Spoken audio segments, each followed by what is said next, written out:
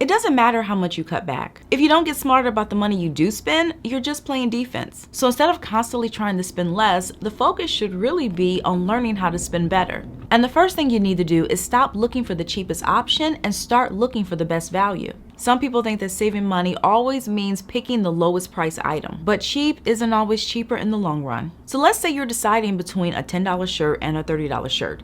Now on the surface, it might seem like you're getting the better deal and saving money with the first one. But if the $10 one barely lasts 6 months before it starts looking like trash, and the $30 one lasts 4 years, this is the one that's going to give you the better value. So instead of asking, what's the lowest price I can find, start asking, what gives me the best value for my money within my budget? Because even though you might pay a little more upfront, you're not wasting money.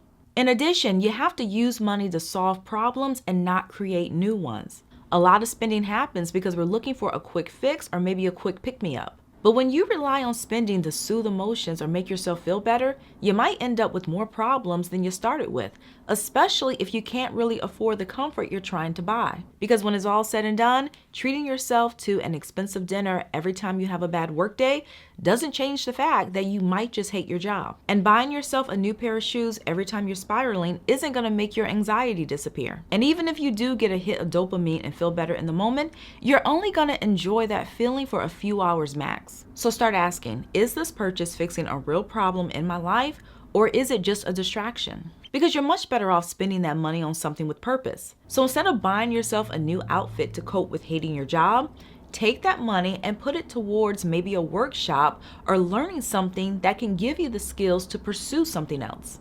Likewise, focus on what you keep and not what you save. Most people love a good discount, but the harsh reality is that if you buy something just because it's on sale, you didn't actually save any money. What you actually did was spend money on something that you probably wouldn't have bought otherwise. So a smarter approach is to focus less on the money you save at checkout and more on what you could have in the bank if you were to skip that purchase altogether. Because saving 50% on something that you didn't need is still wasting 50% of your money. And finally, you have to stop choosing between saving and spending. Because if you're constantly making yourself choose, saving is always going to feel like a sacrifice. So what you want to do instead is set up automatic transfers, because this simple tweak can ensure that saving money happens first and that it happens without trying. You are your biggest asset, so you have to make saving a priority and treat your savings account like a bill. And to make this easier, imagine that your savings account is a new expense that you have no choice but to pay. And when your savings, bills, and other essentials are covered, you can then spend the rest however you want, guilt-free.